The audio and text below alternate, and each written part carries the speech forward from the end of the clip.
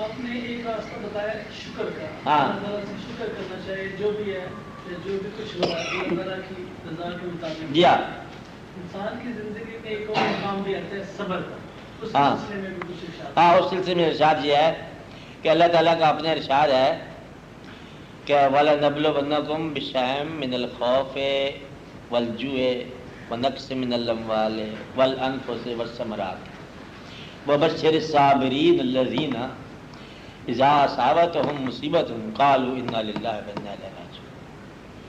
آپ کو آزمایا جائے گا کن باتوں سے؟ خوف۔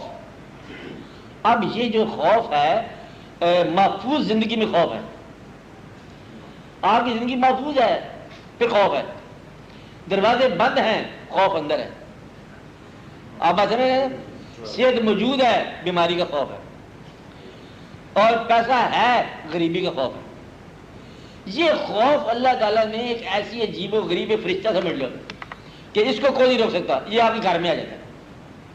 خوف جو ہے رہے گا، بادشاہ ہے ہمارا جو بھی بادشاہ ہے اس کو معزول ہونے کا خوف ہے، ہمیں ڈر ہے کہ یہ میں کوئی بادشاہ نہ بنا دے، نہیں بات ہے بھائی، خاموش بلے میں کہ خوف چلا رہا ہے، ہر آدمی کو کسی نہ کسی چیز سے خوف سے آزمایا گیا ہے۔ وَلَنَبْلُوَنَّكُمْ بِشَيْءٍ مِّنَ الْخَوْفِ، جو بھوک لگے گی، اور بھوک جو ہے کبھی آپ کے وسائل سے باہر لگے گی۔ بھوک صرف کھانا بھی ہے، میں نے کہا نا شوق کی بھوک بھی ہے۔ ایک آدمی 70 میل کا فاصلہ طے کرتا ہے کہ وہ دوست کو دیکھنے کے لیے جا رہا ہے، دوست نظر آ گیا چپکے سے واپس آ گیا، یعنی کہ دیکھنے کا بھی شوق ہوا کرتا ہے انسانوں کے چہروں کا۔ یہ بھی الگ کہانی ہے، اس کی بڑی بڑی لمبی داستانیں ہیں، ایسی بات ہے نا آپ کے ساتھ، خالی دیکھنے کا شوق کہ دیکھا ہے اس کو، اور اس کو مطلب یہ بھی ایک بھوک لگتی ہے۔ اور وَنَقْصٍ مِّنَ الْأَمْوَالِ، اور آپ کا مال بغیر جرم کے کام ہو گیا، بڑے پیسے تھے کم ہو گیا، اور بڑا مال تھا صحت کا، مال ہی ڈاؤن ہو گیا بلا وجہ، یعنی کہ بڑے مال تھے احباب کے، وہ پتہ ایک ایک کر کے رخصت ہو گئے تو مال کم ہو گیا۔ والانفس، اور آپ کے نفوس رخصت ہونے شروع ہو گئے۔ وہ واقف آدمی انا للہ وانا الیہ راجعون، نا واقف بھی انا للہ وانا الیہ راجعون۔ اب آتے میرے نا وہ نقص من الاموال والانفس والثمرات، اور پکے ہوئے پھل جو ہیں، کبھی ہوا بے موسم چل گئی آندھی تو پھل کچے ختم ہو گئے۔ یہ اللہ نے بتا دیا کہ میں ان باتوں سے آزماتا ہوں، یہ سمبلز آپ ڈیولپ کر لو تو پوری کہانی ہے یہ صبر کی۔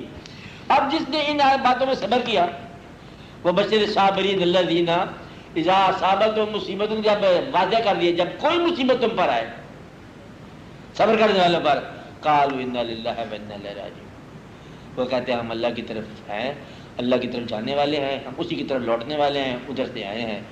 اور وہ صبر والے اللہ کا نام لے کے وہ خاموش ہو جاتے ہیں۔ یہ صبر، یہ عام آدمی کو راستہ بتایا اللہ تعالیٰ، یہ آزمایا جائے گا۔ اب میں جب شکر کا راستہ کہتا ہوں تو میں یہ کہتا ہوں کہ انہی مصیبتوں میں جس شخص نے شکر کر لیا اب وہ فلاح پا گیا، اور وہ بہت ڈیولپ ہو گیا، بہت دور تک چلا گیا۔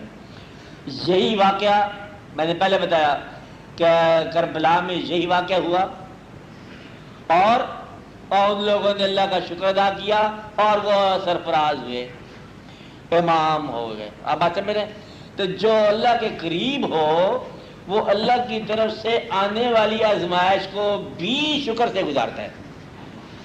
جو رشتہ قریب ہوتا جائے تو جو ہے نا وہ صبر شکر بنتا جا رہا ہے، حتیٰ کہ صبر کا مقام شکر بن جائے پورے کا پورا ہی، تو آپ سمجھو کہ آپ اللہ کے قریب ہو گئے۔ اللہ کے قریب ہونے والوں کی صفات یہ ہیں کہ وہ مقام صبر کو مقام شکر بنا دیتے ہیں۔ اگر یہ بات سمجھ آ جائے آپ کو تو پھر کمال ہے، کہتے وہ دعوت نامہ ہی آ گیا اللہ کا۔ میں نے پہلے بتایا کہ وہ بڑا ہی تکلیف ہے وجود کی، کہانی بھی آپ کو سنائی تھی کہ ایک بزرگ بیمار تھے، اور بزرگ تھے، ان کے پاس ان کے ملنے والے آئے مرید صاحبان، وہ آتے ہی اپنا بتدریج دعا کرنا شروع کرنے کے لیے میرے لیے اس کی دعا کر ٹھیک ہو گیا، اس کی دعا ٹھیک۔ ایک بیمار تھا، کہتے دعا کرو، وہ بیمار بھی ٹھیک ہو گیا۔ تو چوتھا آج تھا وہ کھڑا ہو گیا، کہتے جناب علی اس کی بیماری بھی دور ہو گئی، اس کا مسئلہ بھی حل ہو گیا، وہ سوال بھی دور ہو گیا، حل ہو گیا، ایک میرے ذہن میں سوال ہے کہ آپ اپنے لیے دعا کیوں نہیں فرماتے کہ یہ جو آپ خود بیمار ہو؟ فرمانے لگے بات تو ٹھیک ہی نہیں، میں نے دعا کی تھی لیکن مجھے آواز آئی کہ پہلے یہ فیصلہ کر لو کہ یہ وجود تمہارا ہے کہ ہمارا ہے۔ اگر بولے تم اس کی اپنی سپرداری میں لے رہے ہو تو پھر تو یہ بیمار ہی بیمار ہے، اگر ہماری سپرداری میں دیا ہے تو ہم اس میں بیماری لکھ رہے ہیں، یہ ہم گل کھلا رہے ہیں۔ تو پیغمبروں کے بارے میں اتنی بیماری آ گئی کہ پورا ابتلا آ گیا۔ اور ایوب علیہ السلام صبر کا مقام، لیکن ان کے لیے شکر کا مقام ہے۔ تو اس حد تک کہ وہ سنانے والے سناتے ہیں کہ آپ کے وجود میں پتہ نہیں مطلب کیا کیا واقعات ہو گئے۔ تو اس لیے یہ آپ بات دیکھو کہ دانائی اور فقیری یہ ہے کہ آپ مقام صبر کو مقام شکر بنا دو۔ میں نے پہلے بتایا تھا کہ جس شخص نے ابتلا میں سجدہ کیا وہ بہت قریب ہو گیا، بہت ہی قریب ہو گیا، مجبوری میں سجدہ۔ ایک بالکل بظاہر ایک واقعہ نہیں ہے، واقعی یہ مشاہدہ کہ ایک دفعہ ایک آدمی مجوب نہیں ہوتے لوگ، مجوب قسم کا آدمی دادا صاحب پہنچا تو ایسے دادا صاحب کے ساتھ الجھا ہوا، آپ کیا سمجھتے ہو کہ ہم آپ کے گھر آ جاتے ہیں تو آپ ہی بڑے ہوئے نا، ہمیشہ ہم ہی حاضر ہوتے رہیں گے، تو آپ یہ سمجھتے ہو کہ ہم کوئی آپ سے لینے کے لیے آتے ہیں؟ دادا صاحب سے بات کر رہے ہیں، لوگ کھڑے ہیں باہر، ہم کوئی آپ سے لینے کے لیے آئے ہیں؟ ہم تو اگر موقع ہو تو آپ کو کچھ پیش ہی کر دیں۔ جیب میں ہاتھ ڈالا، خالی جیب، کہتا ہے کو نہیں، ہم پیش ہی کیا کریں آپ کو؟ اس کی بات کا اثر اتنا ہو گیا کہ وہاں اس کے اوپر پیسوں کا ڈھیر لگ گیا، اسے سارے اٹھا کے دے دیے۔ کہتا میں نے کہا تھا کہ میں پیش ہی کر دوں آپ، اور وہ جدھر جایا تو چلا گیا۔ اقراض، آپ آتے میں نا، اقراض، ایک رمز، ایک کہانی۔ تو مطلب یہ ہے کہ وہ لوگ ایسے بھی لوگ ہیں کہ اپنی غریبی میں بادشاہی کرنے والے۔ اصل میں بادشاہی اور غریبی یہ تمہارا اپنا نام ہے مزاج کا۔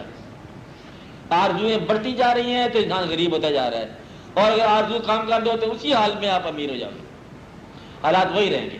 صرف آپ نے آرزو ہی کام کرنی ہے اور کچھ نہیں کرنا۔ یہ میرا خیال ہے کہ یہ یوں کر دو بس پھر اور خرچ آ گئے۔ مصیبت یہ ہے کہ جہاں آپ حالات بہتر کرتے ہو وہاں آپ خیالات بھی بہتر کرتے جا رہے ہو، اور پھر مصیبت بڑھ گئی۔